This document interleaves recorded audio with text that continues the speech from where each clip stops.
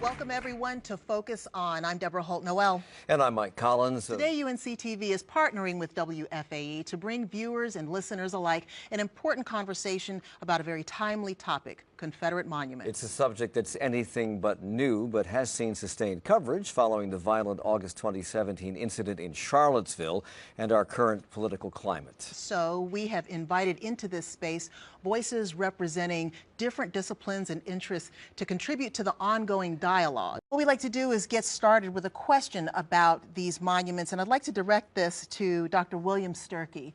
And Dr. Sturkey is an assistant professor of history at the University of North Carolina at Chapel Hill. We appreciate you being here today.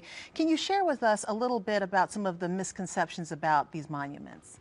Sure, yeah. I'd be happy to. I think the single biggest misconception is that they are strictly placed to remember Confederate soldiers. We know a lot more about the organizations that placed the monuments when they did, many of which were placed 30, 40, 50 years after the end of the war. And what they were was just one part of a project to promote white supremacy across North Carolina and across the former Confederacy throughout the South.